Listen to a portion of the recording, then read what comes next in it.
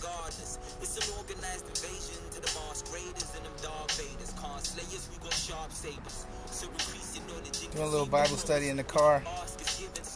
Came across something that I think will really bless you.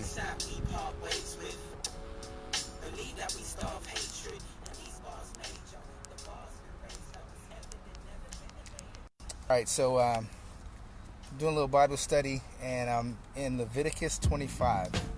And every time I read this, I stumble across nuggets.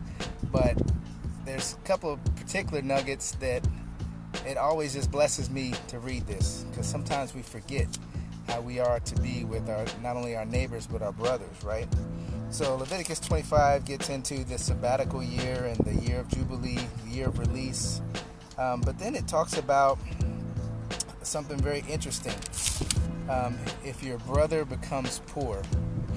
And so basically the first blessing of it is in verse 35. So in verse 35 it says, if your brother has become poor and his hand cannot support himself among you, then you are to uphold him. He may live with you like an outsider or a temporary resident. Take no excessive interest from him, but fear your Elohim, so that your brother can live with you. And then it says, you are not to lend him your money at interest, nor give him your food for profit.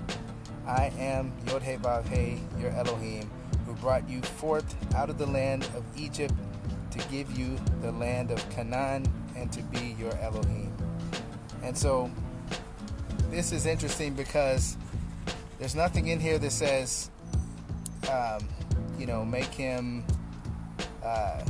make him go get a job or anything like that, because it's already established that for whatever reason his hand cannot support himself among you.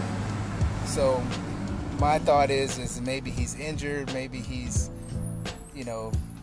received some kind of disability, and so you're to bring him in. You're not supposed to be taking any excessive interest from him, and to treat him like an outsider or a temporary resident.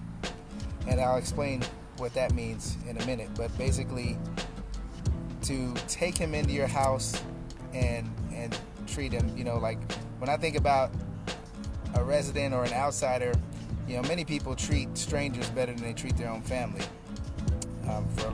In lots of situations, we're always courteous to strangers, courteous to outsiders, temporary residents. You're rolling out the red carpet, wanting them to come back, especially if you're running some kind of bed and breakfast or something like that. But it's interesting that, he's saying basically this is fear of God, is to show him this kind of hospitality and lend him no money at interest, nor give him food for profit. So feed him, lend him money, help him out, provide for him. Why? Because God is the one who brought us out of Egypt and into the land that we're to possess. So he reminded Israel that, hey, you were slaves before, and I brought you out of that land. So now he's basically saying, this is what I require of you, to treat your brother kindly. Then it goes on in verse 39 to say, if your brother has grown poor among you and sells himself to you, you must not subject him to slave labor. Let him stay with you as a hired worker or as a temporary resident. He will work for you until the year of Jubilee. Then he is to be released from you, he and his children with him, and may return to his own family, to the property of his fathers. For they are my servants, whom I brought out of the land of Egypt. They are not to be sold in slave sale. You are not to rule over them with harshness, but fear your Elohim. So basically, you can't make your brother a slave. You can't put him to harsh labor, any of that kind of stuff. You're to take him in and treat him like a hired worker or as a temporary resident, and he'll work for you and then be released. I think that's a blessing that you can't enslave your own brother, right?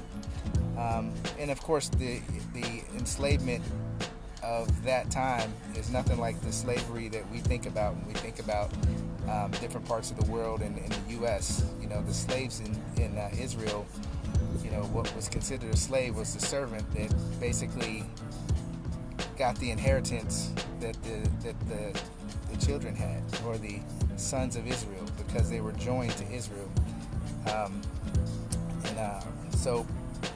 But in this situation, I just think it's awesome that God has this provision for the poor amongst you, especially your own family, that you are responsible for taking them in and blessing them until they can get back on their feet, and you're not supposed to be asking for anything from them. So bless your brothers and sisters today. Those of us that know people that are in need, we need to provide for them. We need to support the need. Hold on just a second. I really need something from you. There you go. But yeah, so bless your brothers. Bless your brothers and sisters that are poor among you, especially those in your family. Don't ask for anything in return. Where's your reward for that? If it's like it says in the Gospels, Yeshua said, if you invite rich people to a party, they're gonna invite you to their party too, and you'll get your reward. But what's the honor in that?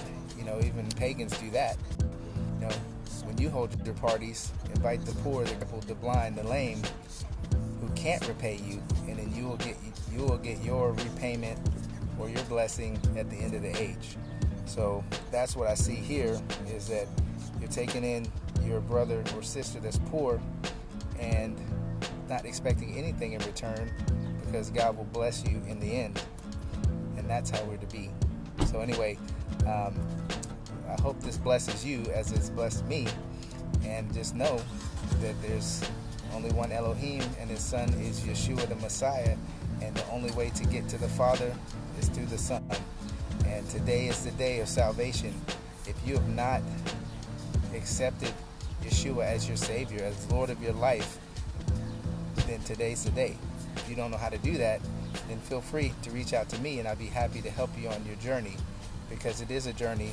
It's not just a moment. It's not about making a proclamation one day in your life or being baptized one time in your life. It's about making him Lord of your life. It's about walking with him and abiding with him each day of your life, letting him transform you and change you into a new creation that will bless the world, as he promised Abraham that his descendants will bless the world.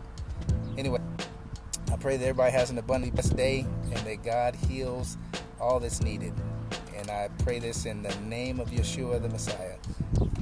Shalom, shalom. Amen.